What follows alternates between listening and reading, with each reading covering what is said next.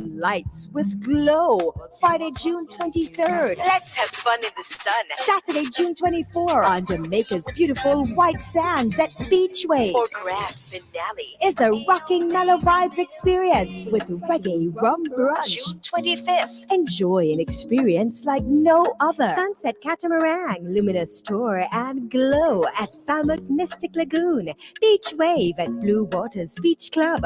Reggae rum brunch at Trelawney Multipurpose Stadium. Get your tickets now at Pier 1 Montego Bay, Fontana Pharmacimo Bay, Olivia Pharmacy Falmouth, Peppa's Drug Center Falmouth, Loud Fashion Ocho-Rios, Plantation Smokehouse Runaway Bay, Fontana Pharmacy Barbican, and OverloadJA.com.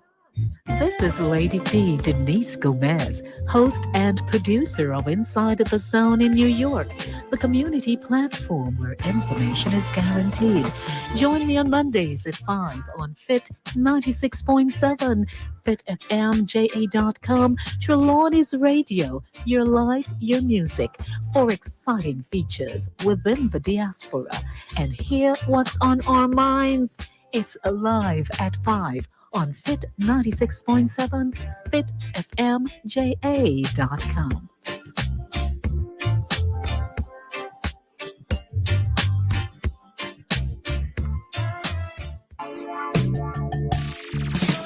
Blessings and light. This is Aymara, the musical revolutionary. You're an host on the community buzz on the Fit FM 96.7. Your life, your music. This and every Monday at 3 p.m. From the home to the community to the wider world. Let us be the change we want to see. Join me this and every Monday at 3 p.m. on the community buzz on Fit FM 96.7. Your life, your music.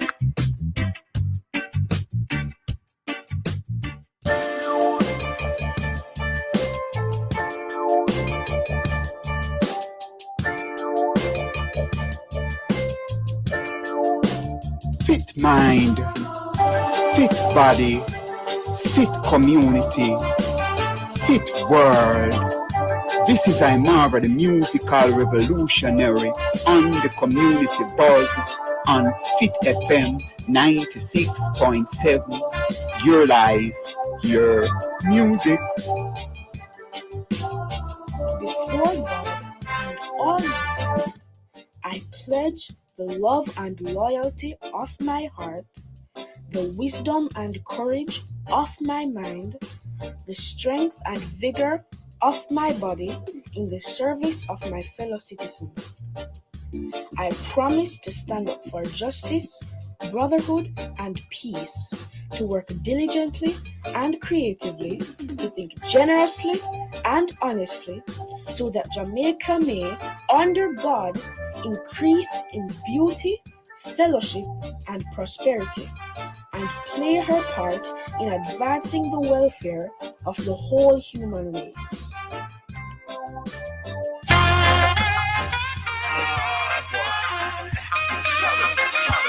Struggle goes on.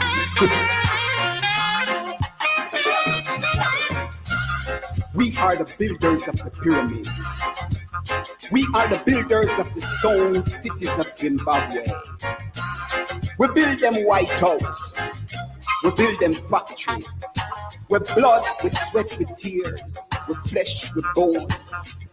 Them use build them economy. Now them want come con you and me. With them science and them technology. We make them take with knowledge. Now them are deafly. Them are blindly. We are walk, we are ride, we are drive, we are fly. Nah, look, nah, see. Eyes focus on the screen of an iPhone, Galaxy, tablet, Blackberry. Wake up, look. Uno no sister them a bury with. Ancestors crying out. Them are weak, you see, we heading back to slavery. Robotic, digital, technological slavery. The rich take them session, call it recession, left the world in depression. Legal and illegal drugs and alcohol on the rise in their interests. to our demise we Yes, patronize. yes, in their interest to our demise, we patronize, make fools seem wise because we abide them lies. And I sell we lies, prostitute in our sons, daughters, and wives. As so we say, the struggle goes on. And we are here again on the community buzz on Fit FM 96.7. Your life, your music. And we are on the World Wide Web, www.fitfmja.com. We're also smallcasting on primal4k.com, right? It's www.primal4k.com. Welcome, listeners and viewers from across the world. I'm Mara, the musical revolutionaries, here again on the community buzz. And guess what? We have a whole heap of things to talk about. Yes, I'm kind of in a revolutionary mood today. Yes, as always, because I am the poetic musical revolutionary. So revolution is always in my blood. You know what I mean? Until we get that fundamental liberty and that fundamental change for the betterment of all. There's a thing that the Bible says, none is free until all is free. Christ says so, you know, the same Christ. So I don't understand some people in the world who want to continue with their inequity or their inequality, believe that some people higher than some and some down there so and some up there so. We all come the same way and we are going to go out the same way, no matter how you look on it. That is life reality. So if you believe that you're trying to live better than another man, I can't even figure it out. You know what I mean? Because the betterment that you must try to live is to elevate your consciousness to another level. And if you elevate your consciousness, then it will radiate and affect others around you. But if you have some negative vibration that you carry with you, that's the same thing that is going to happen. You know, your negative vibration will affect others. Just what is happening in the world today. You know, this patriarchal dominant or dominated world, you know, our dominant world that is mainly run by some shrivel up seed bag men, you know what I mean? Some old guy who still a try to decide the lives of even younger people or the next generation. And we see it continue, you know, and say, we really are going to go. Me have to bless up some people. Me have to bless up the brethren who just passed through and cut up me yard a while ago, you know, very intelligent young man. Yes, so me say sometimes, and this is the thing, you know, when we see some people that do some work and you believe, say, yo, I want like a garden of that, you know, but me and the brethren just a reason, and the man show me what Jamaica need to go at this time, you know, we need more discipline. And he has solution. That is it, you know. That's why I mean say, how some politicians and some people believe say are them alone have the solution for the problems. The people who are facing it every day, who are living in the situation, they are the one that we must consult. They know what is happening. When you are disconnected from the people, see, how can you find any form of solution for what the people is going through? And you are not in touch with the people. You are so much out of touch with the people, but you want to lead the people. How that work? That's a kind of madness. You know what I mean? It's a kind of narcissistic behavior. And we are going to touch upon that because we see a pure that around the world right now, especially from some men. And them a push it off on some of the woman them too, because the woman them decides, say, boy, you know, we have to live up to them guy, you know, so we have to behave like them. No. Female, let me say this. You're all nurturers, you know what I mean? Your role is totally different from some of us, you know what I mean? Because some of women, we can't identify the female side in a way. We're overloaded with testosterone. That's why we behave the way we behave, you know what I mean? So, we're there, and we are going to talk to two guests, you know, friends of Falmouth and friends of Trelawney, right? Mr. President for Friends of Falmouth, Mr. Michael Watkins. He will be the first guest, and then we'll talk to Mr. Patrick Beckford, right? You know, we are from this beautiful parish called Trelawney. We are here, and some great things are happening in Trelawney as we speak. You know what I mean? Statue of open up Water Square. You know, we have some great people from this parish. You know, and the best yellow yam in the world. You know what I mean? From this parish, and you know, some really industrious people. You know, and guess what? Fit FM, the only radio station from this parish, and we are on the World Wide Web. We are doing great things, you know what I mean? And we are highlighting the things that are happening within our community, local and international communities. That's what we are doing, because what is affecting the outer world is also affecting our inner world. I don't even want to say domestic, because sometimes I look on that definition there, you know, it kind of have a little, what do I call it? Domestic. When you hear about domestic, you know, it kind of ridicule you in a way, you know what I mean? And we don't really want in that. But as me say, me in a kind of revolutionary mood today. And that's why I draft the Wretched of the Earth, one of the greatest revolutionary who inspired a lot of revolutionaries, even the great Fidel Castro, the Black Panther movement, you know, Frantz Fanon. Everybody read this book. Every revolutionary, read this book, Wretched of the Earth. And me just want to read something from it before me even start, because me I go read something before me go to my guests, you know. Wherever authentic liberation struggle has been fought, wherever the blood of the people has been shed and the armed phase has lasted long enough to encourage the intellectuals withdraw their rank and file base, there's an effective eradication of the superstructured, borrowed by these intellectuals from the colonialist bourgeois circle. In its narcissistic monologue, the colonialist bourgeois, by way of its academics, has implanted in the minds of the colonized that the essential values, meaning Western values, remain eternal despite all errors attributable to man. The colonized intellectual accepted the cogency of these ideas, and there in the back of his mind stood a sentinel on duty guarding the Greco-Roman pedestal. But during the struggle for liberation, when the colonized intellectual touches base again with his people, this artificial sentinel is smashed to smithereens. All the Mediterranean values, the triumph of the individuals of enlightenment and beauty turn into pale, lifeless trinkets. All those discourses appear a jumble of dead words.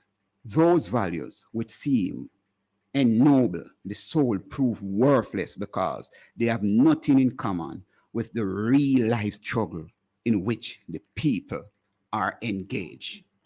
None of them. And first among them is individualism. The colonized intellectual learned from his masters that the individual must assert himself. The colonialist bourgeois hammered into the colonized mind the notion of a society of individuals where each is locked in his subjectivity, where wealth lies in thought. But the colonized intellectual who is lucky enough to bunker down with the people during the liberation struggle will soon discover the falsity of this theory. I'm going to stop right there, so for a while. I'm going to go to something. From what they may say, you know, we have been ruled by a coalition in Jamaica. And I am looking at an article here written by the spokesperson, right, on foreign affairs, Lisa Anna, now MP for, what a constituency, the name again, in St. Anne's, I believe it's Southeast St. Anne's, right? And she wrote this article. I empathize with the immediate pushback on the salaries for the parliamentarians, permanent secretary, Governor General, members of Electoral Commission et al., especially against the background of minimum wage earners receiving $676,000 per annum. Perhaps the increases should also have been structured over a more extended period to make it more agreeable for the public to accept. But the government has worked with the same pay scale for 37 years. Therefore, if the argument is to change the pay for parliamentarians, you must change the pay for all government workers. If this is the case, we must ask what is fair pay for work carried out by members of parliament relative to other salaries in government and the Jamaican economy. There will always be data that can support a person's position. For example, regarding Jamaica, some journalists and other groups have referenced the salary increases for Jamaican government officials against the background of our gross economic product, GDP, suggesting that they are being grossly overpaid. When comparing the salaries of individuals, they have very little to do with country's GDP and the size of company someone is employed to. Instead, wages are directly related to the overall marketplace and the relative importance of the function within the particular organization. That is what I talk about. These Western minds, then just talk some things, you know what I mean? And they sound like what I would call intellectual buffoonery. See? On October 24, 2021, in this column, I wrote an article on performance-based salary for MP entitled, "You Get What You Pay For." Yeah, insult with Lisa. Because we not give nothing. We not really give nothing. So you're going to say we get what we pay for. Like we just pop out of some space and come down to come save way. We come from out of us and we're supposed to be in touch and understand what is happening. So you're going to say we get what we pay for, like you are separate from us. Want to be careful on using an argument then. See? Citing the needs, again continue, citing the need to increase the salary of MPs for them to pursue their job function and that they were earning less than minimum wage in the United States.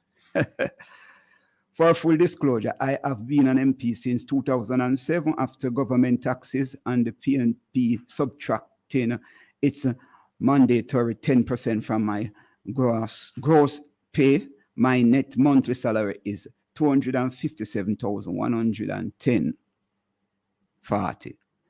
Now you can survive on that. I wish we could have that. I wish every Jamaican could have get even half of that monthly. And would have work miracle. Would have work miracle. Just think about the security guard who tell me say him a work $3 something an hour, and that is the highest. And some of them a work $2 something an hour. Right? Just think about those security guards in Jamaica who are protecting most of these business places across Jamaica. Just think about them and protect. Some of them are fear run and a throw them gun because of what was happening to that company when I get them no free ad. See? You understand? So she continue.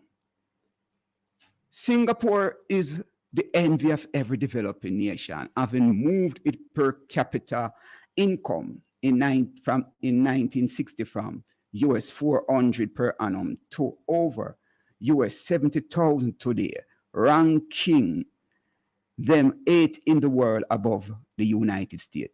It is the country often referenced as the model of governance to follow.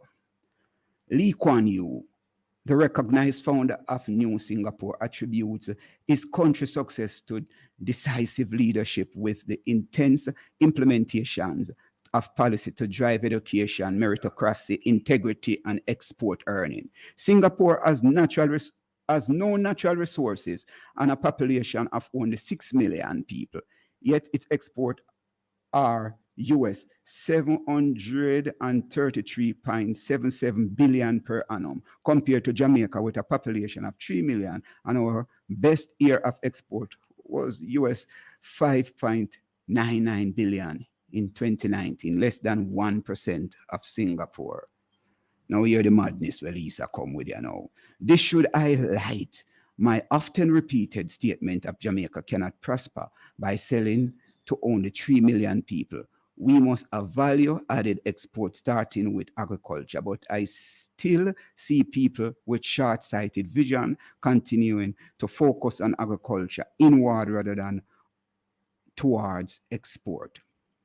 Singapore pays its prime minister 230 million annually. No, you know what, I stop this up because I have the bridge that I talk to. But I stop this up for a while, you know. You see this kind of comparison. You see, before we start to talk about how much people get in a capitalistic system, that all it promotes is inequity. See? Inequity. Because if you're going to talk about corruption, this in itself is corruption. When you are going to take so much and the people who work the hardest now get nothing, that is corruption. So if you ever say them pay them government highly to stop corruption, you can't corrupt. The system is already corrupted. So how you going to stop corruption in a corrupted system? How it work? We can't understand this kind of madness. You know, and you want to justify, you just drive a nail in the PMP coffin, you know, Lisa Anna. It come like say you sabotage your leader because him come out and him claim say boy, him not go take all of it. Now you come and I try to justify it. I bet you never say nothing. You know what I mean? I never really want to come on the program and feel that we are this afternoon. But when you come and I try to justify it, you know, when last week we have our esteemed guest, Professor Rosalie Hamilton, right here, calling for roll it back now, cause them not ease up. And now you come and support this madness. How it work, Lisa Anna? How it work? And my views over the years, after observing certain things, and even see Mark Golding become the leader of the PMP, I believe that the capitalist class infiltrated the PMP and decided that they are going to keep it out. And that's why they fight out Portia Simpson Miller, the last, what I call it, democratic socialists, what maybe did exist in the PMP. We don't even know if no more did it right now because political education is a no-no.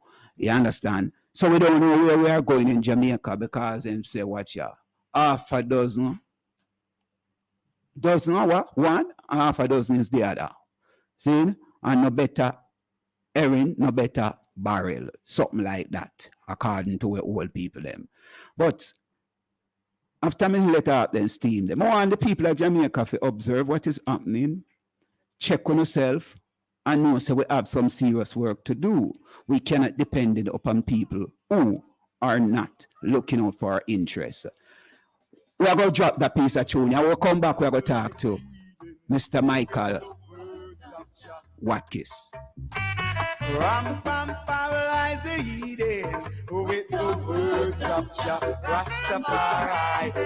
Ram pam paralyze the Eden with the words of Jah. Ram pam paralyze the Eden with the words of Jah Rastafari. The truth is the last to all wicked men. Oh, well, yeah. Sticking and striking very strong. Well, they don't love the righteous man. The truth is like a lethal weapon. Well, paralyze the Eden with the words of Jah. Ram pam paralyze the Eden with the words of Jah Rastafari. Ram paralyze the Eden with the words of Jah. Ram pam paralyze the Eden with the words of Jah Rastafari. To look on me, you're so ashamed. 96.7. 96.7. Duncan Streloni. Duncan Streloni. Yes, we are going to cramp and paralyze the Eden with the words of truth and righteousness and justice. Yes, people want you to call it, make your contribution, let your voice be heard, right? And 876-478-9144. 876-513-6668, right? And we'll go again. 876-478-9144. 876-513-6668, right?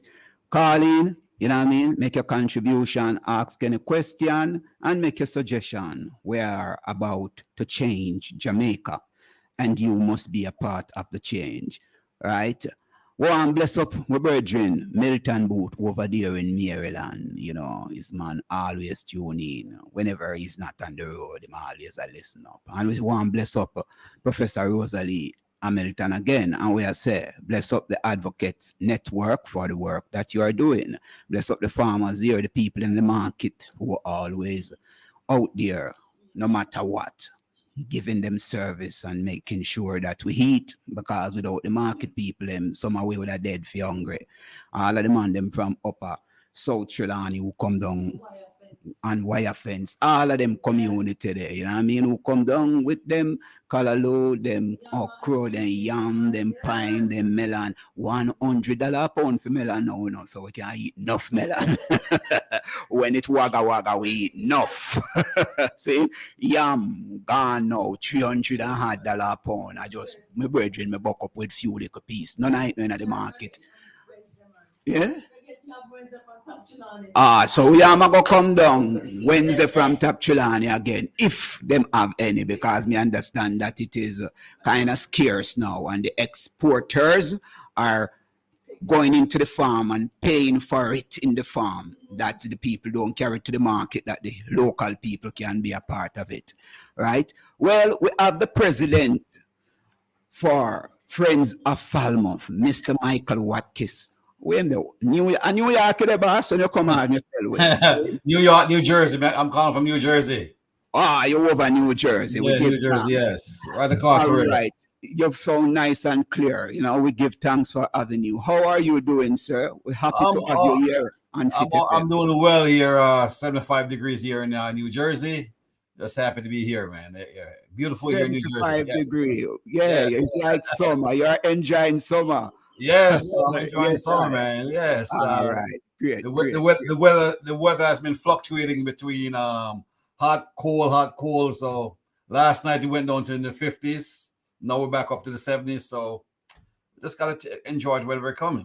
Whatever God gives us, we just gotta take it, you know. All right, it's because me not Fit FM why me have on shirt, you know. When me the home, me not have on shirt, you know. Jamaica is steaming hot. Yes. Well, we're happy to have you here, sir, right? And we realize that you celebrated your 43rd anniversary of Friends of Trelawney, Friends of Falmouth. You and the other guests will have to clarify, you know what I mean, the difference between the two things, you know what I mean? Yes. But we realize that you are doing some great work over there, see? And let me just go to the article where that I read previously, you know what I mean? This thing I take a time for come up, you know what I mean? And this is what we're talking about, you know, them and in digital currency and things where they want to put in a Jamaica. And we don't even have the service that can even move fast. You see how long this thing I take for boot up? Boy, I tell you. Anyway, it comes up now. It come up now. So, make us say we can read from this article here. All right. Founding member of the Trelawney Reunion Picnic, Dr. Mullins, seated. All right, me now go there. So, make us start from the article. All right, Washington. Oh, this thing I'm going. So, number of Rockland, Washington. Welcome to the Mr. Watkins. No, I got time, so. Yeah. Yes. All right, let me just start first. So, all right, let me say this. Founding member of Trelawney Reunion Picnic, Dr. Mullin seated shares the moment with the group of Falmoutheans from left president of Friends of Falmouth, Michael Watkins, former mayor of Falmouth, the councillor for Falmouth Division, Garth Wilkinson, former diaspora Northeast USA president Patrick Beckford, Dr. Albert Stoddard, Dennis Earl, former Assistant Commissioner of Police Clinton Leng, and Paul Earl at the 43rd annual Trelawney Reunion Picnic. Yes. The event was held on Sunday, May 29th at the Rockland Lake State, Rockland County. Yes. Yes.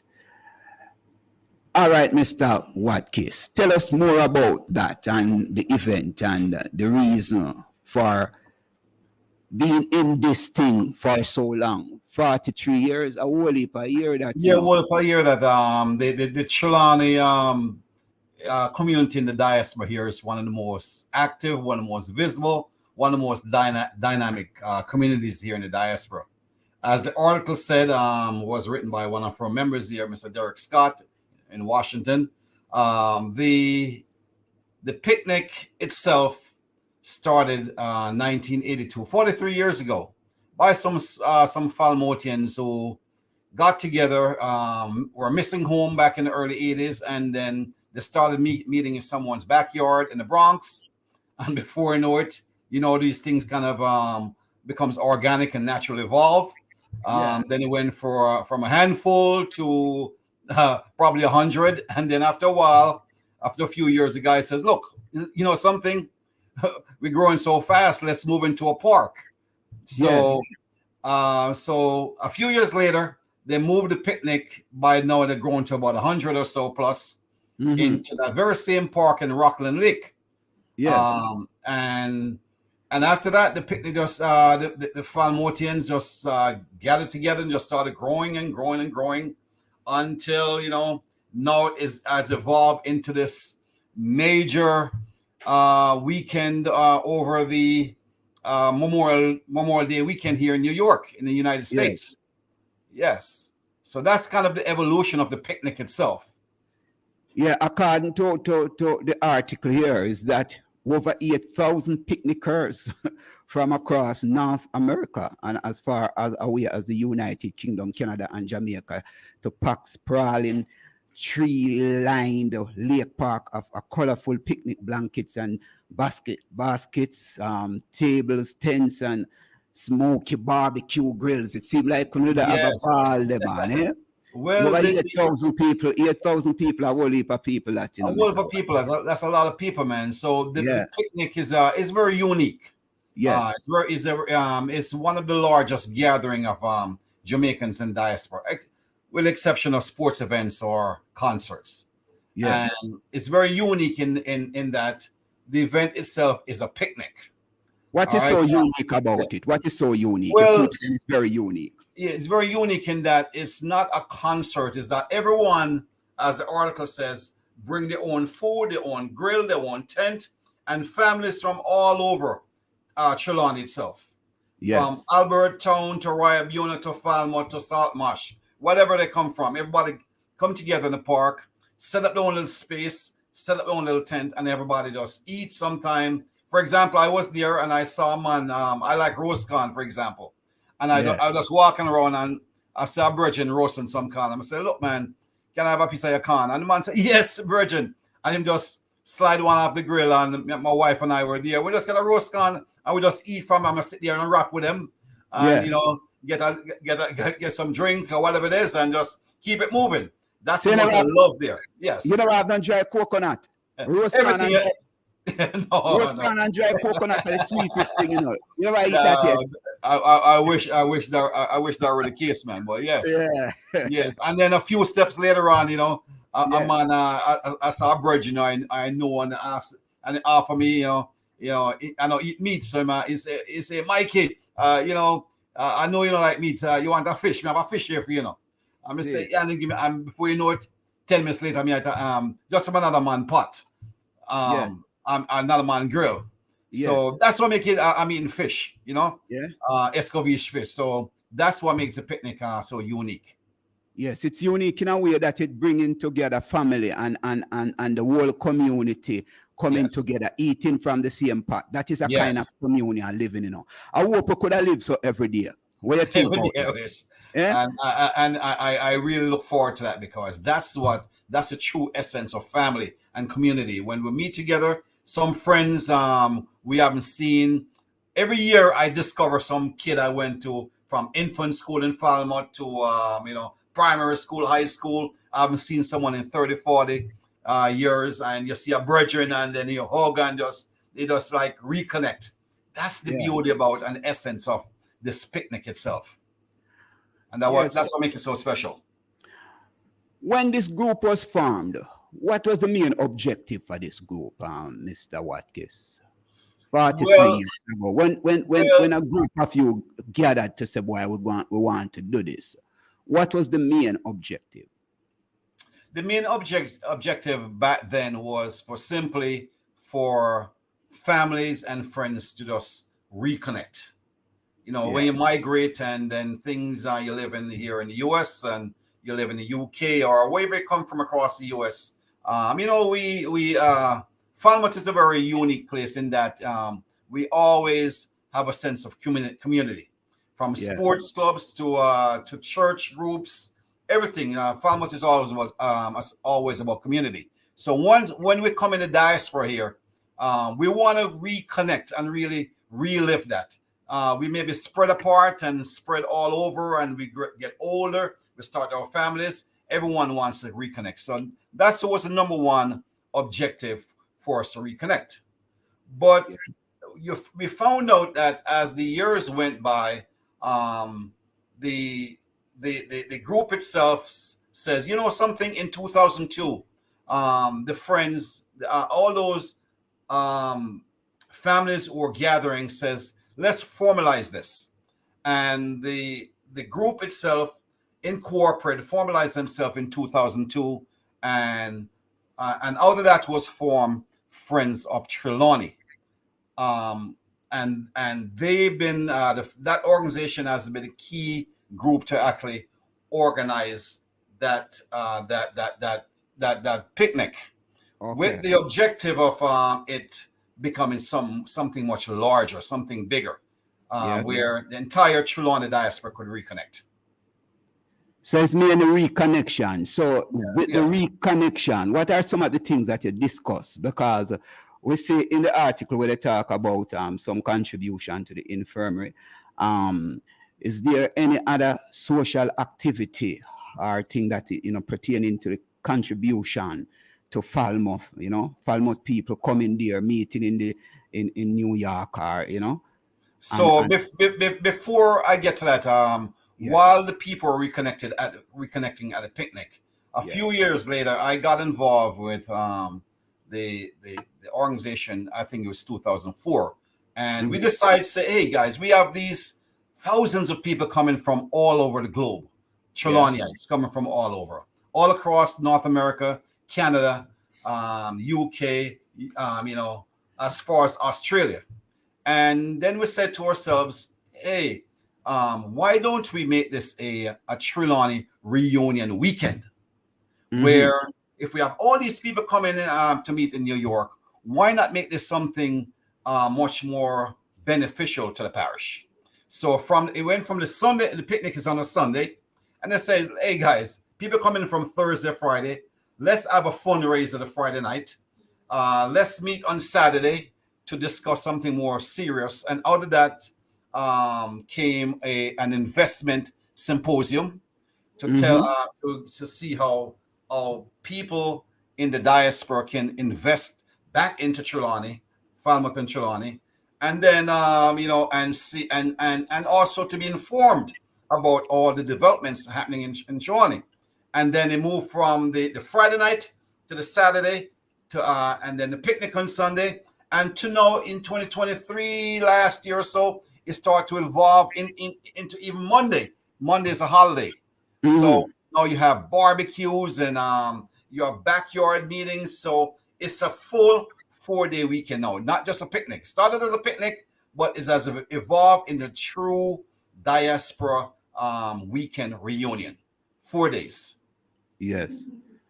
Now, the reason why I asked, I realized that former mayor, now councillor, Garth Wilkinson was there, and the present mayor, right, was also there. You know what I mean? And we know wherever politician are, you know, there must be something politically happening.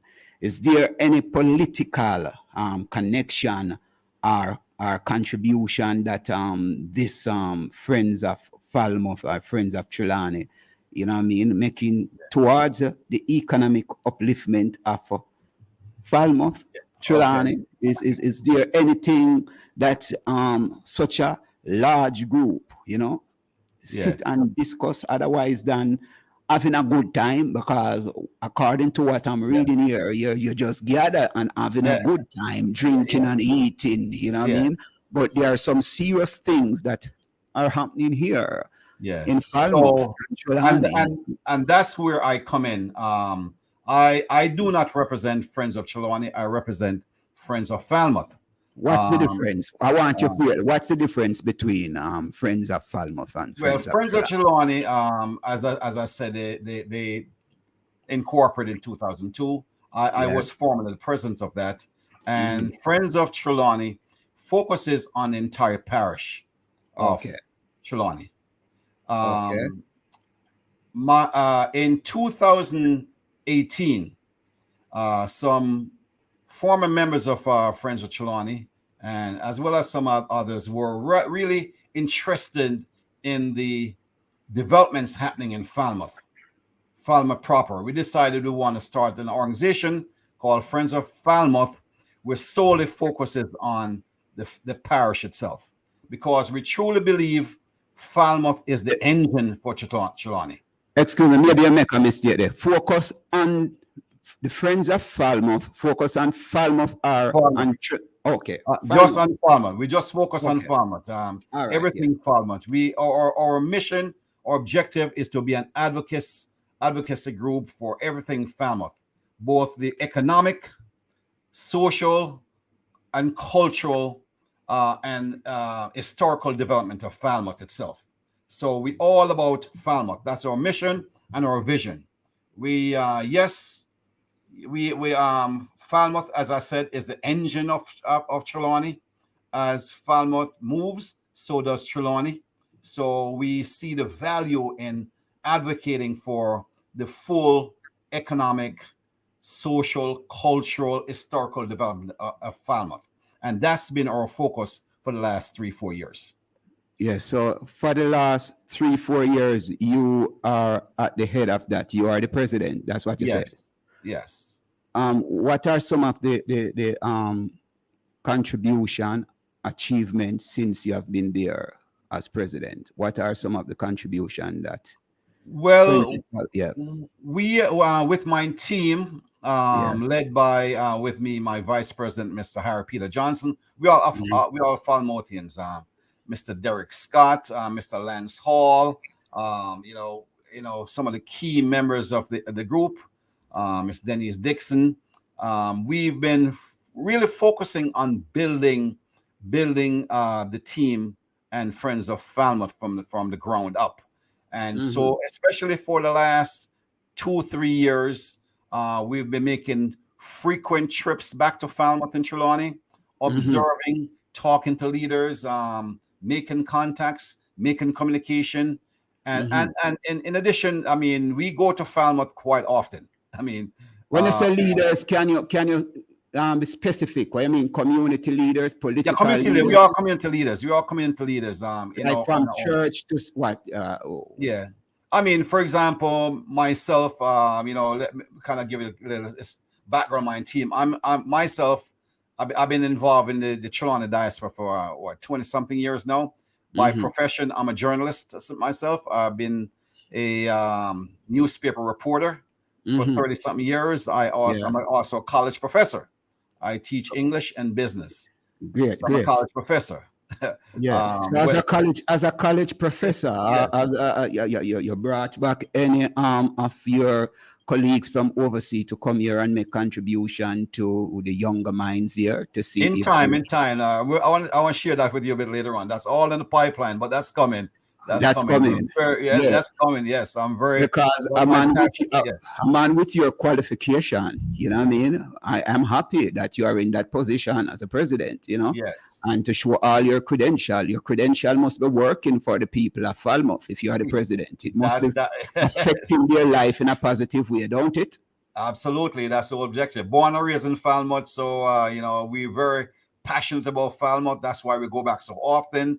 I mean, I've been, you know, over 6 months right now. I'm homesick. I miss Falmouth. I miss Trelawney. So, but we have some people like my vice president, Mr. Harry Peter Johnson. Is he here in Jamaica? Where is Mr. Harry Peter Johnson? He's in Brooklyn, New York. Okay. And he goes down every few months and reconnect with the church and the community and the local businesses, and we just connect with people. We have Mr. Derek Scott is our media liaison in Washington D.C. Oh yeah, Mr. Derek Scott.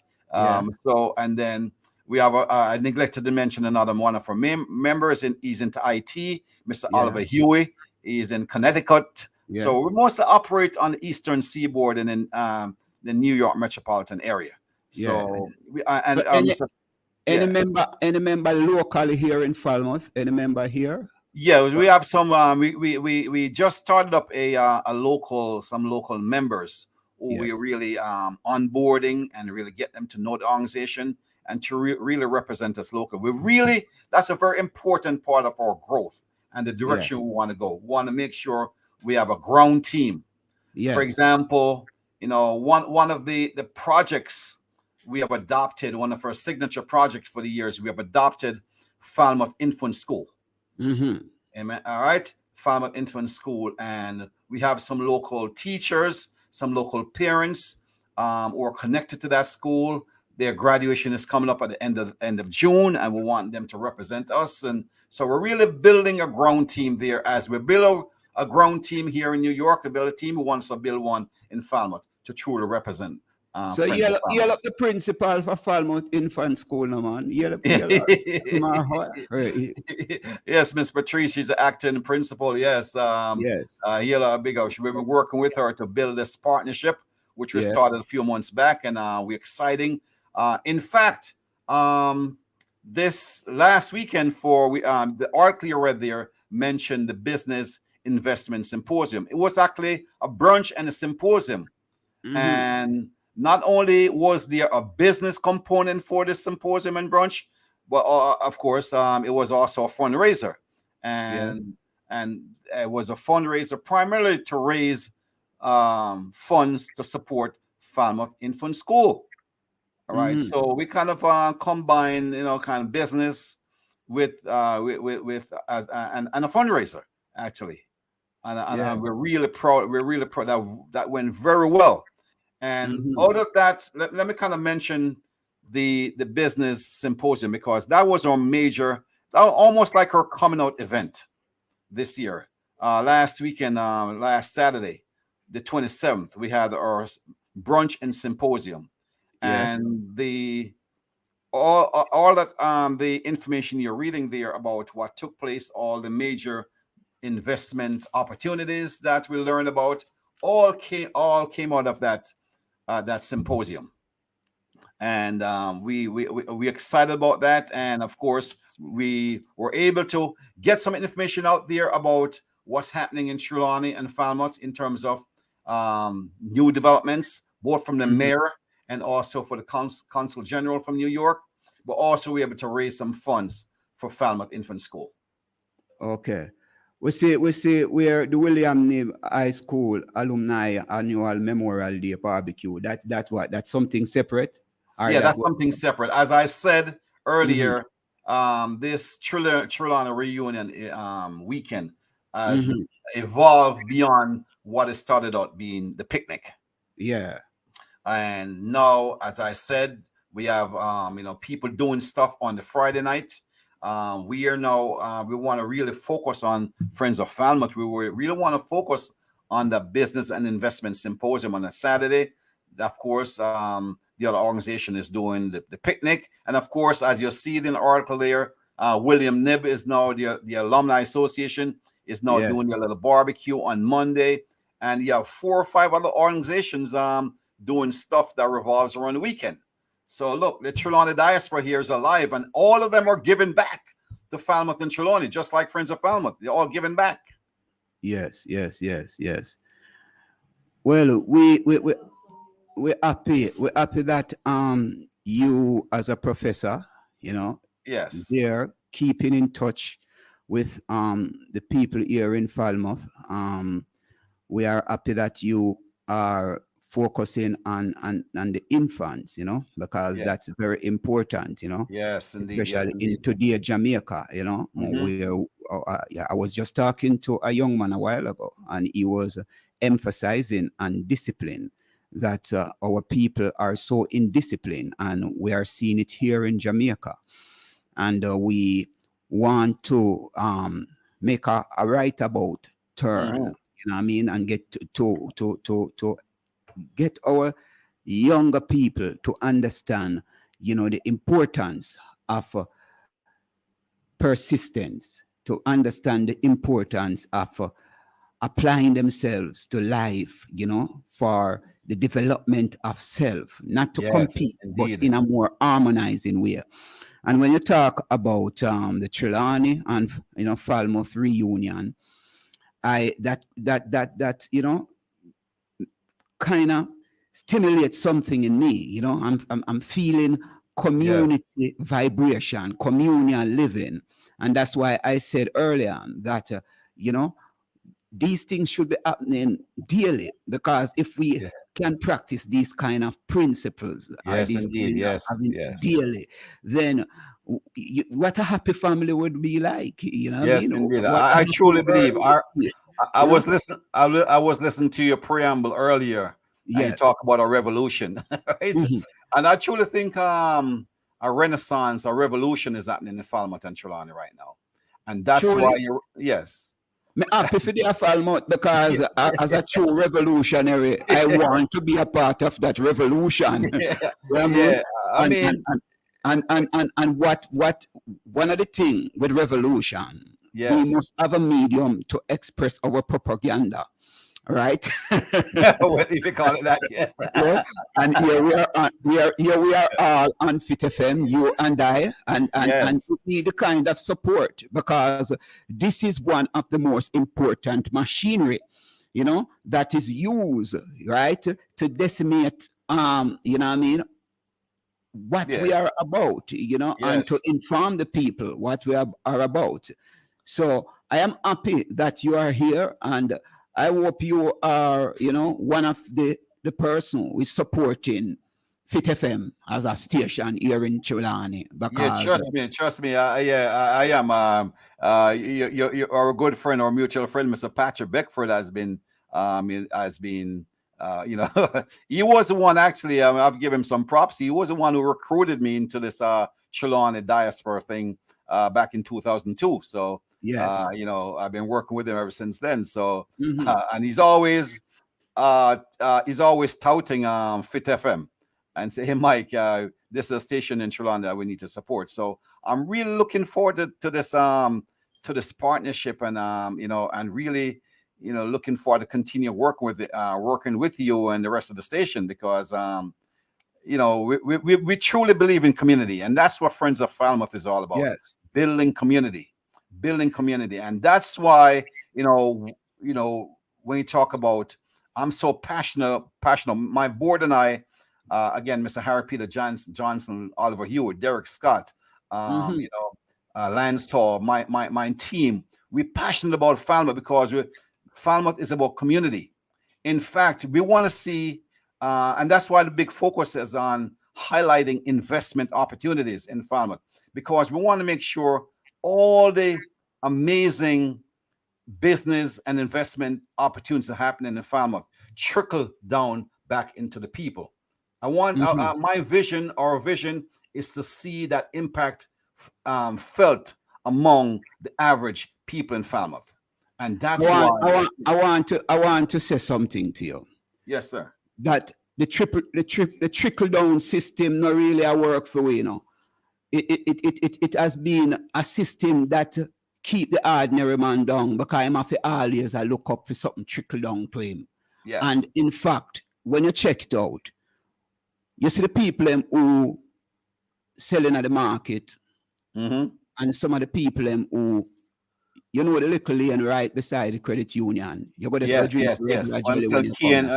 and fruits and things. Key and jelly and them things. Yeah. Yes. Right. And don't, as I mentioned, the credit union, you're supposed to know the history of the credit union and how it started. Right. That's not trickle down, you know. That is from the grassroots up. Up. Yeah, true indeed. Yes. That's what I say. So if it is from the grassroots up, we must find a way to get in touch with the people. You have any connection to what is taking place on the Falmouth Pier, or how that is working in the interest of Falmouth itself? Well, from what I observe and what I see and what I hear and read, and talking to some of the major stakeholders, the pier itself is dynamic, but the general complaint is that the money is not reaching back into the community for whatever reason, and there are multiple reasons. Those monies from the passengers or visitors who get off the ship, they do not stay in Falmouth. So that's one of the areas, Friends of Falmouth, we need to have a dialogue with some of these the local leadership, as well as the leadership of the pier from the Port Authority on up. Why is that not happening? How can we assist? How can we create a dialogue to make sure that process is expedited? Because right now the general consensus is that it's not happening. Yeah. I observe saying trickling down not really take place from the pier, because the pier, you know that the pier is the property of the United States of America. Are you aware of that? I'm not quite sure the ownership structure of the pier. Okay. Well, you need to do some research, my esteemed professor, to know what the pier really represents, you know, and how will it be contributing to the development of Falmouth, or it is just there, you know, to just help out the investors, you know what I mean? Because as I said a while ago, you know, most of even the bus driver, if them don't register over the pier, it is the big conglomerates who are getting the benefit of what is taking place over there. You understand? So the ordinary man out in the street not really a benefit from such a large infrastructure or business enterprise that is happening there in Falmouth. Yeah, and as an advocacy group for Falmouth, we recognize that's a major shortcoming right now, and that's something we need to, as we grow, we need to advocate more forcefully, more energetically, to make sure that happens. At the same time, we recognize that, you know, the port was open in 2011. With growth comes some growing pains, and we want to be an active part of that dialogue to see how that can happen. And we want to have a seat at the table. We want to have a seat at the table. Yes. The Falmouth plan to be there. We have something here in Falmouth that I believe, you know, can help in the development of young people. The stadium. Do you have any contact with the people who are in charge of that facility? Because it's just there. We don't know. Now and then we hear some event. The last major event was the Seventh-day Adventist community. You know, they camped out over there for maybe a week. But when it comes to our development, community development, don't you believe that such a facility should be something that is accessible to the local people in Falmouth, especially youth clubs and people who cricket and football. What do you think about that? How are you I looking? do believe that. I mean, we had such great hope and promise when that stadium was open for World Cup cricket a few years back, and it just like many other things in the parish, that promise hasn't been realized. So yes, I mean, something I'm always questioning about, asking questions about.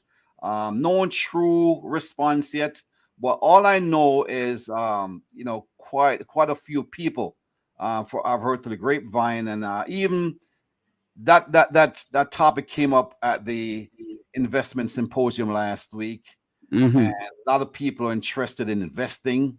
In fact, I mean, just before I got on, we just got a word from the Consul General in New York, Miss Alison Wilson, who said she opened the forum, and she's been, told us that she's been feeling lots of calls from potential investors. Say they want to, how can I get involved in investing in Falmouth, in Trelawney?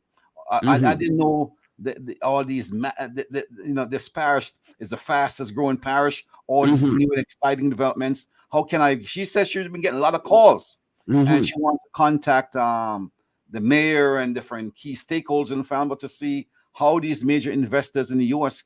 can get involved in helping to develop Falmouth, so the impact can be felt by the people in the community.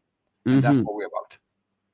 You see, every time I heard the word investors, yes, one other word pop up in my head, according to Mr. Jamaican and especially people who are westernized, trained and capitalistic mind trained. Every time you hear about investor, the next word will come to me is exploiters.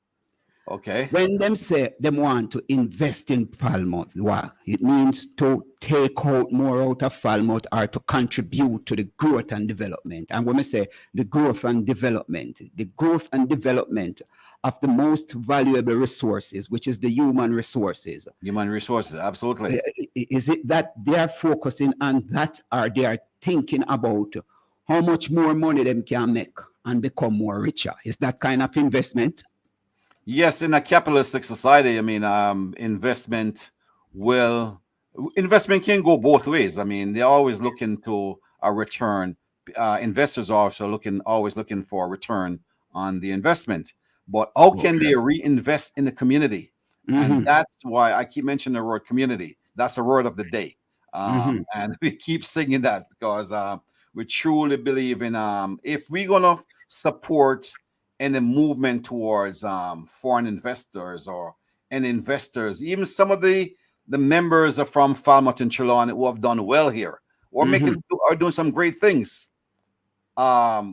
They want to invest money back into the schools, in the youth club.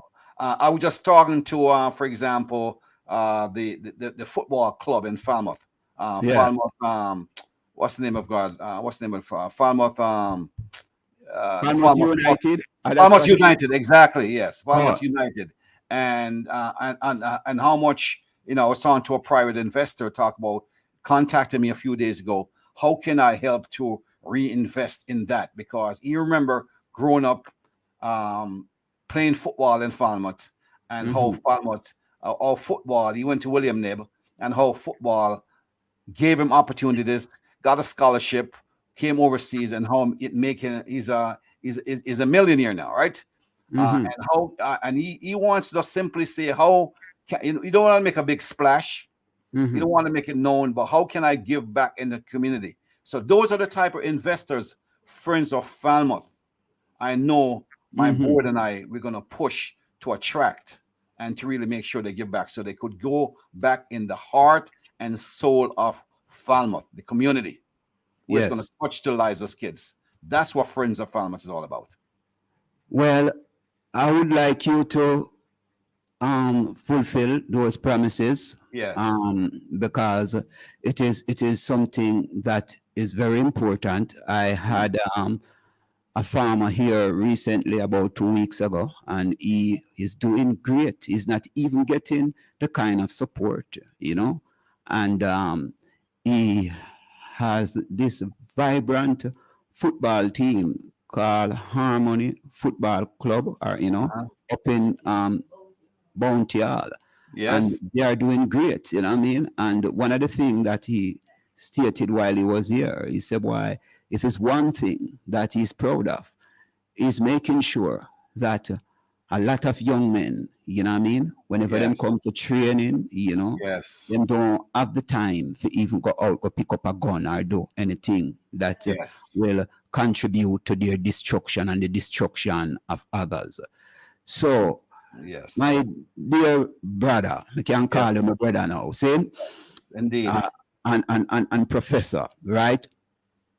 We want you to tell the people in the universities that you teach or taught, about Fit FM. Tell them to come on board and tune into this station, right? And tell them about the community buzz, because the community buzz is about, highlighting things Yes. that is happening here in Falmouth, things that is happening also in the international community, politics, economics, because these are the things, religion too, because religion is such an integral part of our lives. We cannot leave it out. Our spirituality, right? Absolutely. Yes. So, we want to make sure, right, that we are keeping that kind of communal link, the Ubuntu principle. I am because you are because I am. So we're happy to have you here, sir. Is there any last word you want to, or any thing you want to say finally to the people who are listening or tuning on YouTube? We are also on Primal Media, www.primalmedia4k.com. We are simulcasting at another station there in the United States as well. So you see the kind of connection. You're not just Yes, yeah. I love your this community buzz, the name of your show, and yes, you have my support, and I'm sure you have the support of my our friends of Falmouth. We're going to continue promoting your community buzz and Fit FM. From what I heard, it's the only radio station currently in Trelawney.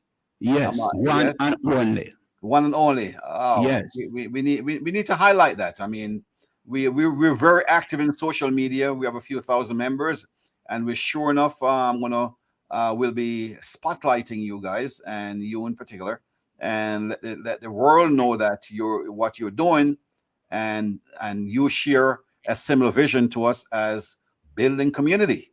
Yes, from the ground up. So we definitely want to continue working with you. And hey, this was a lot of fun, man. It's a lot of fun. We need to do this more often as we grow and evolve. We need to do this more often. Whenever you are available, man, we'll call upon you, because that's an important part of it. It's not the politician alone who want to come campaigning in the diaspora, No. Because say is the election soon come up, and them are gonna come check on out. You're going to see the politician them very often in the diaspora. Every year they come up from both sides. They're from both sides. Yes. In addition to that, we always have community leaders from Falmouth and Trelawney come up from both sides. Yes. So we're not partial to none. So you see what is happening here in Jamaica right now. Oh, yes. I believe we have to kind of partial, because then you not have the people interest at heart. We are saying it, clear and loud. I don't know which side you're there, but me I say it. You can't say that. You want to get me in trouble. No. We have no trouble to get into. No. Let's get there. Because what we are trying to do is to get out of the trouble that we are in. Yeah. I just want to say, I mean, we kind of we in a fundraising mode right now, and the team will be down there for Independence. All right. So Looking forward to that. Yeah, we're going to link up with you, and we're in a fundraising mode right now, because we really want to contribute back to Falmouth Infant School. We're really serious about this project. In fact, in addition to the brunch, we had last weekend on the 27th at the symposium. We have also launched this major raffle. I mean, this is an incredible, amazing raffle where we are raffling a 1 week all-inclusive stay to a resort in Montego Bay. 1 week, not a weekend. 1 week, 7 days. All right. All right. $10. So if anybody out there want ticket, just feel free to call me 973-735-7059. 973-735-7059, or just email me at Falmouth, friendsoffalmouthja@gmail.com. friendsoffalmouthja@gmail.com. Cool. Run the number again. Go slower that the people can hear it. Yeah. 973 735 735 7059. 59. Yeah. Yes. Yeah, the tickets are $10. $10 for a chance to stay at Jewel Resort in Montego Bay. 7 nights, man. 7, not a weekend, but 7. That's all right. So people who are listening, if you want to have some joy and some good vibes at Jewel's, you can call 973-735-9059. No, 7059. 7059. Yes, I have it right here. No, I don't make that mistake. 7059. Right. Yeah. And you can also do the email address again, friendsoffalmouth@gmail.com. friendsoffalmouthja@gmail.com. friendsoffalmouthja@gmail.com. Yeah, friendsoffalmouthja@gmail.com. Or look us up on Facebook. I mean, we have a very vibrant Facebook page. Looking forward to going to add you to it and see how we could spotlight your shows every now and then. Yes, all right. And Fit FM is also on that link right now. So, yes. All right. We happy to have you here, sir, and have a great afternoon. And yes, I'm Mara. It's a pleasure, man. Blessings and light, Mr. Watkins. Yeah. Bless. Yes, that was Mr. Michael Watkins, president of Friends of Falmouth, right? And we are here, and the community buzz on Fit FM. People, you can call in, and give some support. It is 876-478-9144, 876-513-6668, right? We are here on Fit FM. Guess what? Something important to come up the 17th, of this month. The coronation of the Festival Queens, yeah. And I hope they have them here next week, Julia. Yeah. The 17th of May, 2023. Yes, JCDC. So we will talk. Yeah.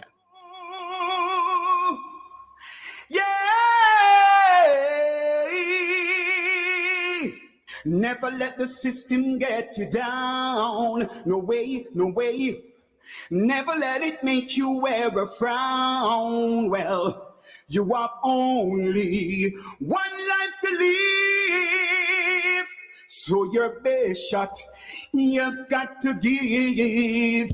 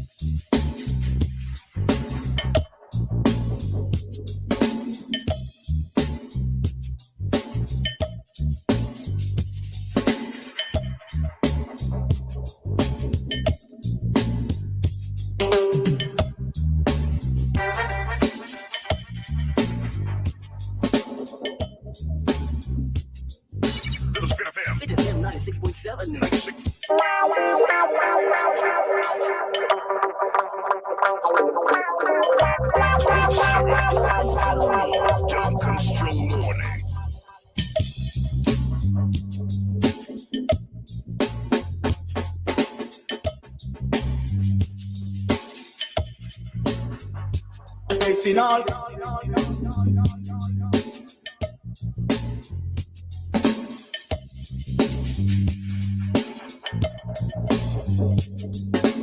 Ten feet tall, standing 10 feet tall, standing 10. Yes. We are here on Fit FM, and we are saying enough respect to the people who are listening from across the world. You know what I mean? And we are here giving thanks. We just talked to Mr. Michael Watkins, president for Friends of Falmouth, right? And we are waiting to have on Mr. Patrick Beckford, you know what I mean?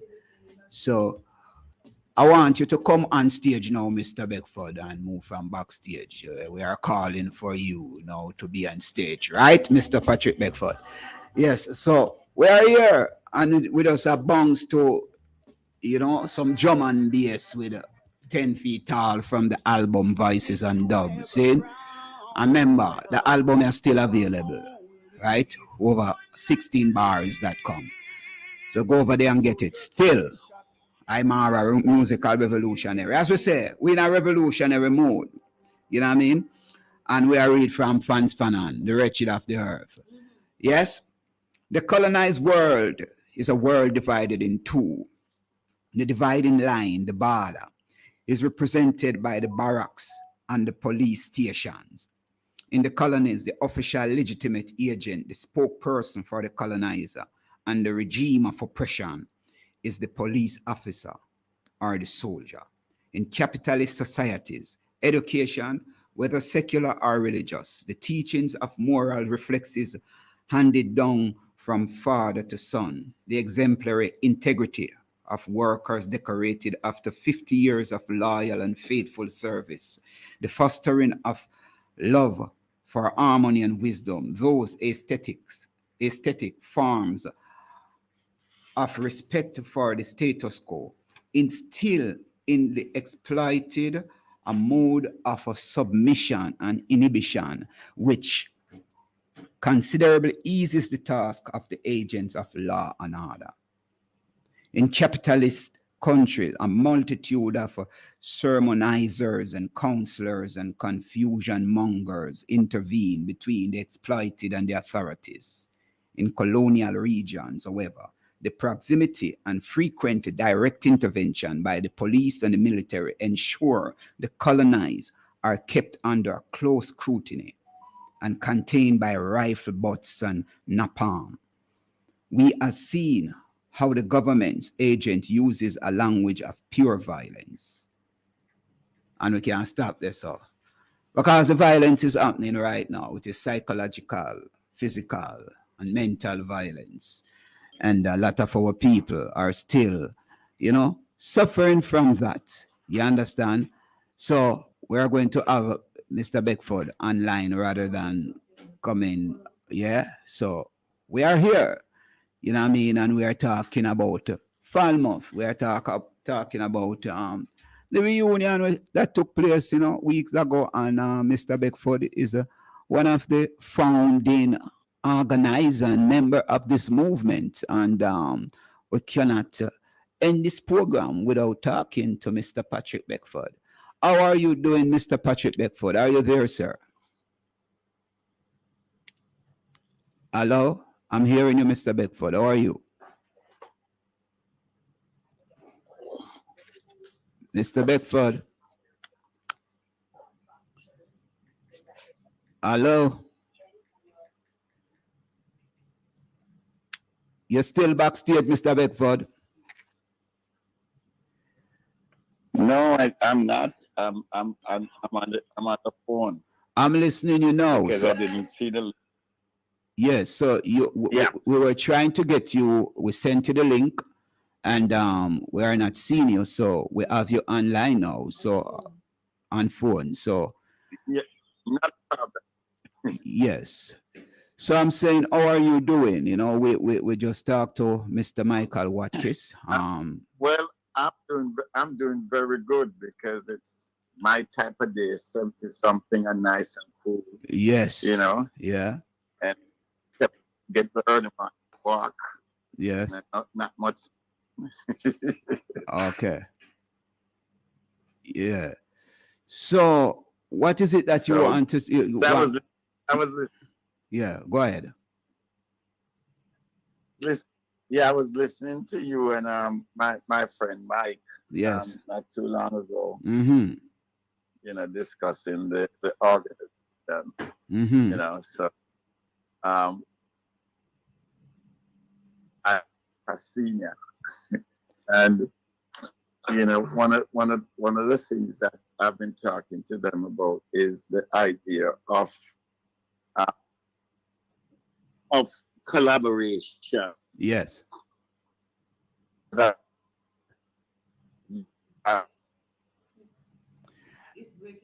the amount of you hearing me? The amount of folks that were doing a lot of things during that weekend. Yes. You know, and it's like the bend down of charities during that time is everybody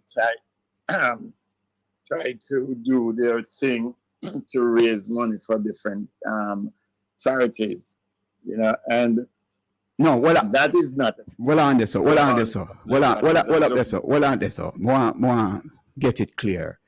Are you saying that within the group there are separate fundraisers taking place for separate things, or it is something that after these fundraising, right, the money is centralized? Is what you're saying? It is not that weird. Well, here's what happened. You have Friends of Trelawney. You usually have Friends of Upper Trelawney. Then you usually have Friends of Farm. All right. So we have Clarkstone. We have William Knibb. We have Cedric Titus. So, okay. So out of that one area, and then you have Barrack School, and African Church Group. Everybody comes here, so you probably have everybody have raffle going on. Okay. So by the time a lot of people have a limited charitable dollars. Oh, true. So you have to. So one of the things that I'm pushing for right now is to get the thing. Hold on one second. Yo. Yes. Yeah, to get everybody together. In seeing how they can forge together, because many years ago as an advisory board member, the diaspora leader for the Northeast, I did a study where I recognized in conjunction with the then Council General. They have to do like an average of, they get 5,000 an average invitations to go to events for Jamaica in just the Northeast, 36 states plus Bahamas, right? And so while they think they're doing good, they're wasting the resources and limiting the dollars. And then people accuse people of, well, you have this big event and somebody must be stealing the money because nothing much coming in. And, so one of the things is that all the Jamaican organizations in the entire diaspora, in the USA, everybody wants to have their thing and take a photograph and come a newspaper and then giving back. But the give back is minimal and you're wasting resources. So what I proposed at that point was to suspend all fundraising activities for 3 years, right? And a lot of people resented against it because I gave a speech one time in Boston and I said, when I looked around and I surveyed, I said, there are no young people, there's no continuity. After the Sammy plant piece of corn going down a gully, fans them die out. And everybody laughed because what happened is that a lot of folks, over 50 and so forth, That's the time they get to wear their long dress and then dress up and go and have this thing. And then when the time they jump on the dance floor and you start Sammy Clan, piece of corner and go there, everybody kissing and can't scare and whatever and everything. But it costs you, if you and your partner, wife or whatever, go to one function, it costs you an average of about $800 to do that. And most people go 3. So my idea of suspending it, Imara, is to say to them, suspend it, and everybody contribute for the 3 years, $10 a week, right? That is way less than what they spend for one dinner dance. The husband and wife would give $120 each for the year. Right. And if we do that for 3 years, with the amount of people in the diaspora, we could cut at least a good $400 million without any event. Hold on. Where you say you could find make at least 400 million. Right, because look at it. US dollar. What you say? US dollar you attack? US dollars, because look at it, $120 per person, right? And you have 1 million people in the diaspora. Yes. You see how much you collect a year? $120 million for the 1 year, right? So if you do that for 3 years, you have that pool of money guided by the U.S. Tax laws and banking system where there's no fraud and you have to have officers and all that stuff, and they don't skin up like you guys in Jamaica when man pilfer anything in my grab big house. So that was something that a friend of mine, Philip Maskell in Canada, and I put together and made the proposal, but people resist it. Why? Anybody give you any reason that why they resist such a important suggestion? As stupid as it sound, here's some of the people think to me, boy, and the one time I get to go dance and enjoy myself, you know, and that. But them do it every year. Whether it's one time, them do it every year, not true? Right. But and they go to different, like, you know, some KC old boys will support JC or the other school, St. Hughes and everything. But your charitable dollars is watered down. Here's the key. The key is that they have these things at hotels. So when you see a person say they may charge you $100 per person to go to the event, the hotel collects a good $75 out of it. Right? Because it's, and you don't get drinks. And we go there and we go up at a hotel bar, we spend lots of money. We don't get anything. So what you're saying, we want people to understand what you're saying, that when them put on a kind, when the people from the diaspora put on these events, the hotels or the hotel that hosted that event benefit more. Right. That's what you're saying. Exactly the point, because they charge a per plate for dinner. Wow. $75, $60. I was in it, you know. I usually do it for friends at Ceylon. $50, $60 per plate. Then you have to pay taxes per person, and you know, I mean, and it's most of them don't give you food that most. It's a Jamaican diet, and a little bit of it is our fault and our divisiveness, because at one point we were saying, and it was going around, why don't we buy a place ourselves and keep that? But everybody wants to go to the hotel, go have these things, and giving that these folks who have nothing to do with our community, they might give you one free room where, you know, your guests, right, or whoever is designated for might stay. If you're guest speaker, you have things. And here's the other thing: the government of Jamaica has to spend extra money also, because everybody wants a consul general or ambassador to come, you know, tap nuts and everybody come. And the problem is that it happens on a Saturday or a Sunday weekend. They have to pay overtime rate to the drivers, to their security, and people who have to go to the ambassador. So that, you know, that was a reason why, you know, in having a conversation with the consul general, that was one of the things I was looking at. Who was the Consul General? Who is the Consul General you're talking about? A young lady, her name was another young lady, it was Brown Metzger. She and I was having that discussion. So we were like, I mean, oil and water, you know, when we just started, but she realized that, you know, we're on the same page. Yeah. And I was just pushing those things because I'm tired of people just saying we're raising money, you know, because everybody wants to do it and say they're giving back and they get a photograph and ray and all that stuff.